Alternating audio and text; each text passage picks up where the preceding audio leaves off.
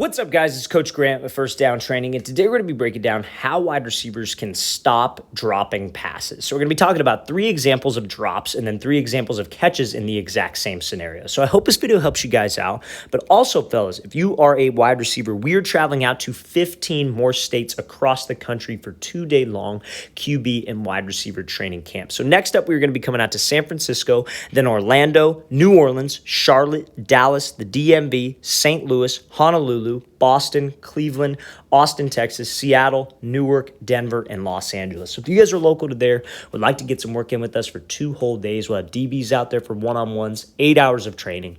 Check out that very first link in the description below. Let's get started with this video. So now, first things first, we're going to be talking about a catch in traffic. So this is a clip here from Hollywood Brown dropping this pass against the Raiders. So I'm going to play it full speed one more time. So obviously he gets some contact on the catch, a pretty big hit at that. But at the end of the day, fellas, there's something we can do to combat this, and that is putting the ball violently to the tuck. So anytime you guys are running over the middle, anytime it's like a back shoulder throw like this, and you are in traffic, other defenders are around you, you're probably going to be taking a hit. It is so important that when we secure that ball, we put that ball away. So you see how Hollywood Brown, big situation, 4th and 1. This is what coaches are looking for. This is what college coaches are looking for. When that ball hits his hands, you see how he comes down, but he's holding it away from his frame. When you are holding that ball outside of your frame like this, like you caught it, almost like you're holding it like a bomb and it's going to explode. If anybody gets any kind of contact on you, that ball is going to pop out. Or for that matter, if you have a guy who's right on your hip and you're holding the ball outside your frame, he's going to play those hands and try to hit the ball. So anytime that you are in a traffic scenario, like I said, running over the middle, back shoulder throw, when you secure that catch, you have to make sure that we are putting it violently to the tuck. Right here, that ball should pretty much already be tucked. So when we do take a hit, I can withstand it. Yes, I might take a shot, and that's part of playing the wide receiver position, especially over the middle. But when you need, that football is your number one priority. That is our job, is to catch the ball. So we have to make sure that as soon as we catch it, we put that ball away violently to the tuck. So let's play this full speed, and then we're going to show a good example of this where a wide receiver does catch the ball in traffic while taking a hit. So this is that over the middle traffic situation here where this wide receiver is catching it, coming over the middle, knows he's going to take a shot, but he puts that ball away. So again, this is almost even tougher because it's a high ball over the middle. Nobody wants to catch the ball high over the middle, obviously. But when he secures it, that thing is violently to the tuck. You see how he is putting this away to where the defender does not have a chance to hit this ball out. Now, obviously, you know, they're protecting wide receivers nowadays more, which is good. You know, like the defenseless player rule where they can't just take an absolute shot. But at the end of the day, we're still going to take some shots over the middle. And especially if you're playing high school ball, they're probably not going to call a lot of those.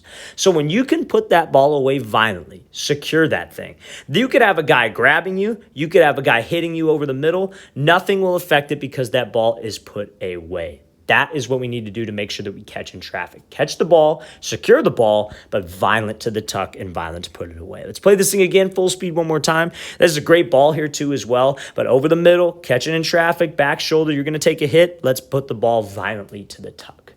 Okay, so the second way that wide receivers drop a lot of passes is by simply just not getting their head around fast enough. Because everybody obviously knows to look at the ball.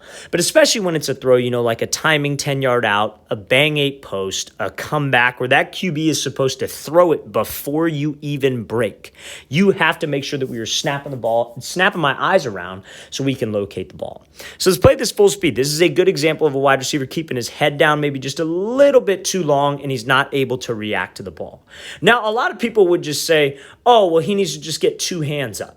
And yes, that is true, 100% true. But why is he only throwing 1 hand up? And that's because he didn't locate the ball quick enough to be able to show 2 hands. Everybody obviously wants to catch with 2 hands.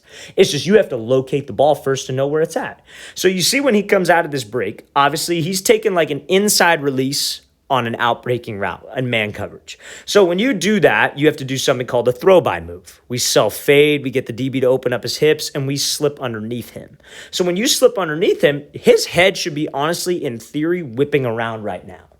Everybody thinks, you know, like It kind of varies, right? So like, let's say, for example, he's running a corner route, and let's say he's over the top of the DB's trailing and he breaks off on the corner. A corner's a ball where the quarterback's going to be putting some air. So you can maybe keep your head down for a few steps to go catch up to it.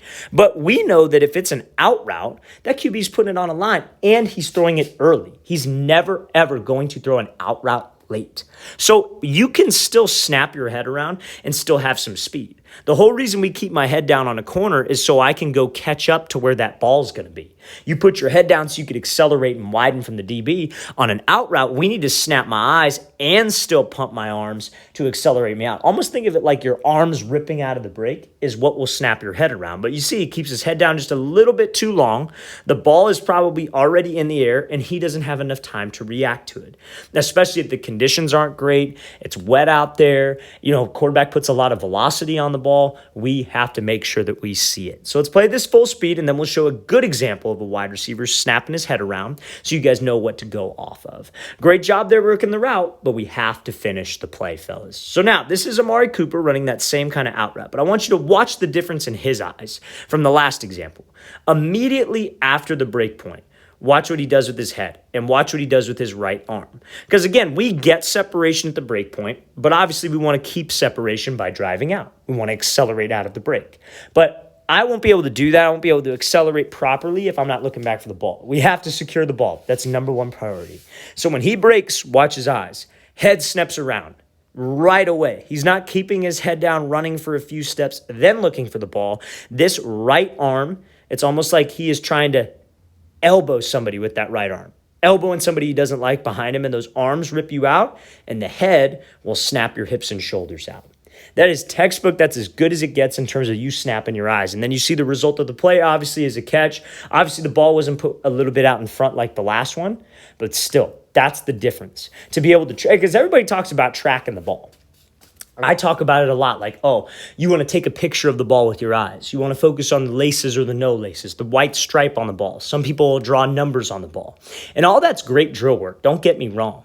But if you can't see the ball, you ain't going to catch the ball. That's just a fact of the matter. Let's play this thing again, full speed one more time. Great job by Cooper getting that head around and being able to locate that ball. Now we're going to be showing an example of a dropped over-the-shoulder pass and a caught over-the-shoulder pass. So I'm sure everybody saw this. This is Christian Watson dropping this pass over the shoulder week 1 from Aaron Rodgers. Now, there are a couple things here. We talk a lot about eyes, like always. We have videos upon videos of me talking about how, wide receivers should take a picture with their eyes, look the ball all the way in, and that's all true. Don't get me wrong. I'm not saying to not worry about that.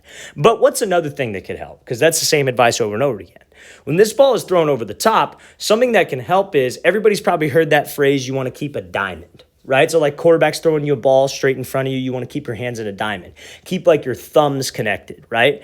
So now when this ball's thrown over the shoulder, you don't want to keep a diamond, obviously, but you want to try to keep your pinkies connected the best you can to avoid this. Because you see how that ball just kind of fits right in the middle.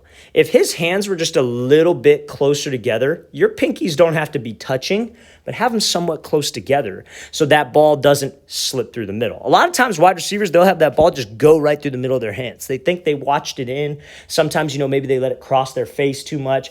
But honestly, dude, if you keep your thumbs connected, your pinkies connected, and they're not actually connected, that's just the phrase, this will not happen. It will not slip through your hands and fall. Again, his eyes are looking forward. He should be watching that thing to his hands so he could grab it. But again, pinkies need to be closer together on this. Now, obviously, that's not something that you can think about. Obviously, Christian Watson, that is the last possible thing on his mind when that ball's in the air because he's got a million things to worry about out there as it is. This is something that you rep out in practice. This is something that you practice on your own. You could sit there in your room and toss the football up and just work on the form of having those pinkies connected. It's boring. It's lonely work. It's repetition. But sometimes that's how we get better, fellas. If you want to break a bad habit, you got to get 1,000 reps of something like that in. Let's play this full speed again one more time. Then we're going to show an example of George Pickens catching that ball with his pinkies connected. So you see how when that ball hits his hands, that's when he makes that adjustment, right? So he's running here. Pinkies are pretty far apart. But because he's tracking that thing down, he's seeing that thing to his hands, watch where his pinkies end up.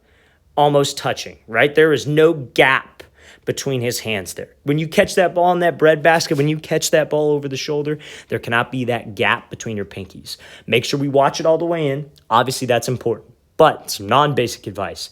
Keep those pinkies connected so we don't have that ball slip through my hands. Let's play this thing again, full speed one more time. Great job by Pickens looking it in and not letting those hands have too wide of a gap.